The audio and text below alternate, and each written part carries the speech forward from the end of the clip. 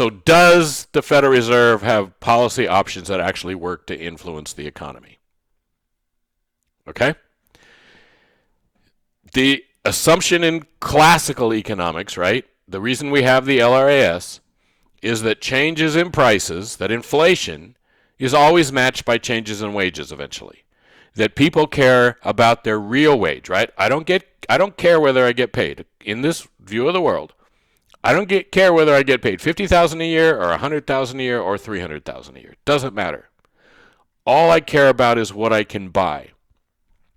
So if I'm making $50,000 a year and a loaf of bread costs $1, or I can choose to make $300,000 a year, but a loaf of bread costs $10, I'm going to pick $50,000 and the $1 loaf of bread because I can buy more stuff. I have more purchasing power. Okay? That's behind classical economics, that idea. We don't care. We're smart enough to know what our purchasing power is. We're smart enough to know what our real wage is. If prices are flying up and our wages aren't going up nearly as fast, we're smart enough to adjust our behavior in ways that force the businesses over time, or hopefully very quickly, to raise their wages, right? If prices are going up really fast, that encourages businesses to hire more workers because they want to produce more. Well, how do I hire more workers? I raise their wage, okay? If my real wage is falling, if my pay isn't keeping up, that makes me less interested in working, maybe. That's at least the classical view. I'm less interested in working because I'm just not getting paid as much. Okay? So there's these natural forces that are in there that should make wages and prices balance each other. And the real wage for doing a job, my real wage for doing a particular job, should stay constant over time. Okay? Again, if we have adaptive expectations, then people adapt incrementally. They don't go from point A to point B. If my salary is $50,000 a year and it went up to $300,000, and at the same time prices are $1 and they go up to $10, in rational expectations, I understand the implications of that now, and I adapt to them now. In adaptive expectations, it's going to take me a while to get to where I need to be, right? I'm going to make incremental changes in things. And so that it's a completely different idea, right? If wages and prices adjust really quick and the economy snaps to wherever it needs to be, the Federal Reserve, there's nothing they can do about the economy. It's out of their hands. If in an adaptive expectations world where people are changing things incrementally and they don't, now there's a way for the Fed to get in there. Okay? So if in the hard version of rational expectations, if people adapt instantly to price changes, the Federal Reserve, it loses most of its ability to do anything. Okay? And again, remember, there are many versions of rational expectations. So what happens in the world depends on, in part, what version of rational expectations you're talking about, and it's really complex. And if you're saying to yourself, I hate the last 3-4 chapters we've done because the Fed keeps changing what they're doing, and nobody knows what they're doing, and they're adding all this stuff, and this is straight or not, or we're right there with you. Those of us who teach this stuff, we're right there with you. But that's why macroeconomics is so fun. Microeconomists think that they've kind of worked out the answers, and it's a matter of them getting to the details of, right, how they apply those answers to different situations in the world.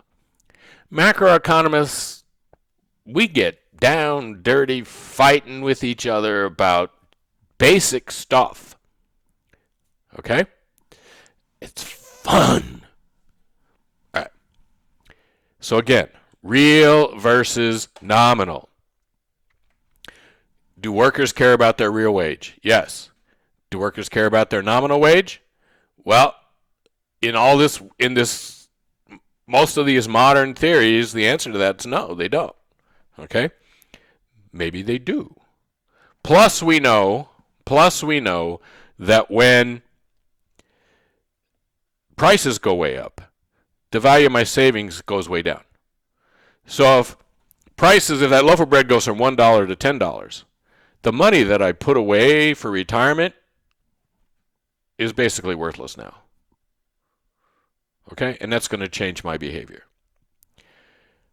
So there are theories of how people consume and how people act that minimize or take away the effect of that, and there's all this other stuff that's why you want to go take Econ 303 and then go to get your PhD and go really learn all this stuff. Because all these questions, there are answers and then there are counter arguments. But if workers care about their real wages, if wages don't keep up with inflation, if their anticipated inflation is less than actual inflation. So I think inflation is going to be 2%, and so I get my boss to give me a 2% raise, and inflation ends up being 10%. Something bad just happened to me, right? And who's going to take advantage of that? Well, the company I work for gets to take advantage of that, all right? And that's why the SRS has a slope. Monetary and fiscal policy work when the SRAS has a slope, okay? And it's because what we think is going to happen is not what actually happens. All right?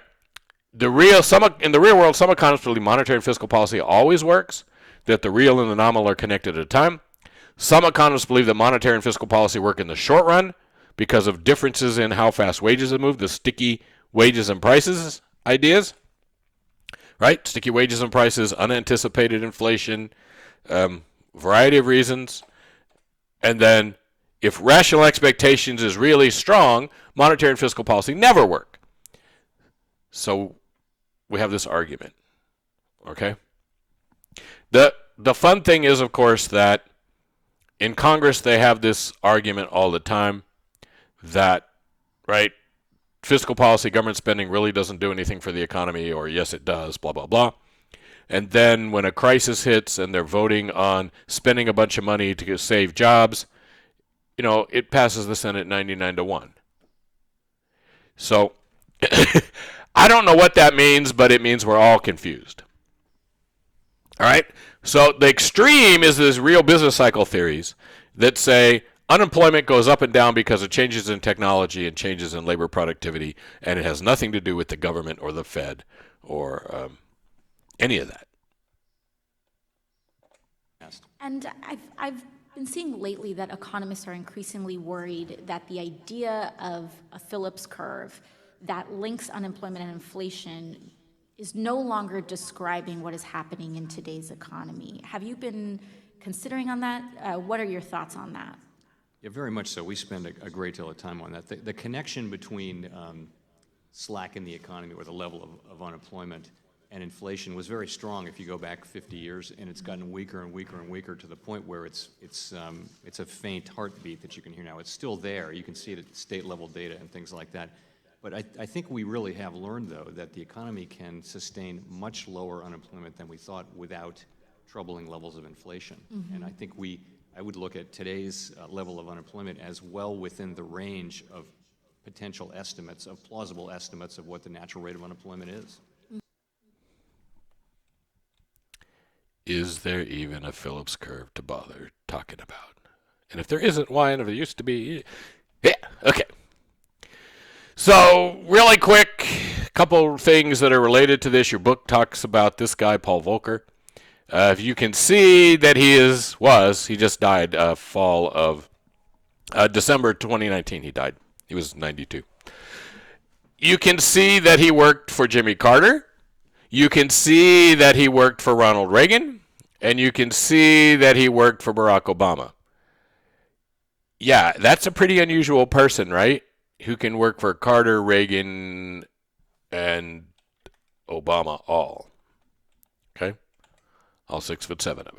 So in the 80s, he actually becomes chair of the Federal Reserve under Jimmy Carter in the 70s.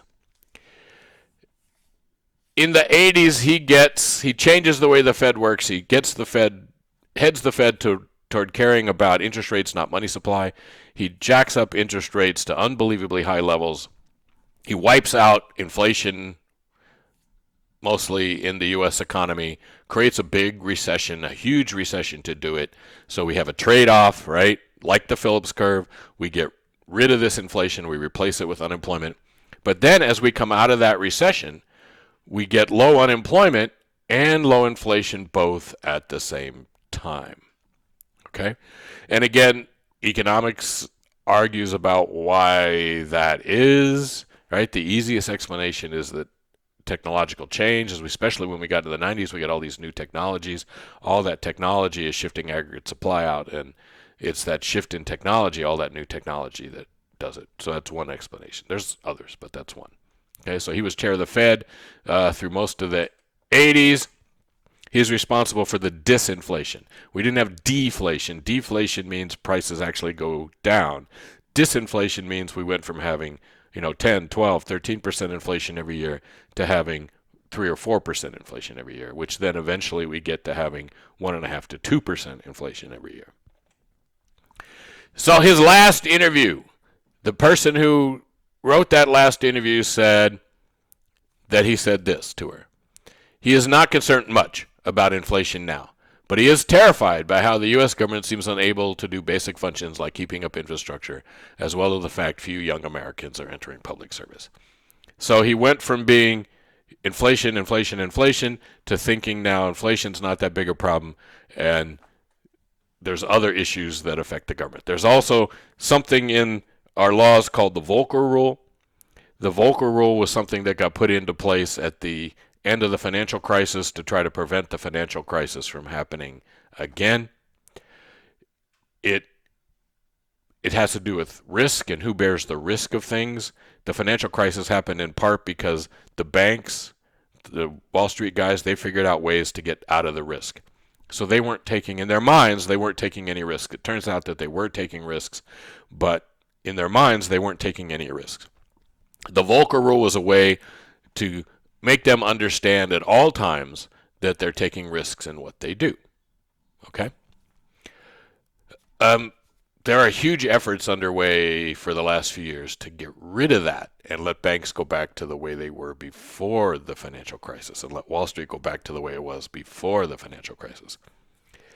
And it's something to watch and see how that plays out. But the Volcker Rule is a big deal, a point of contention today between the left and the right, if you will.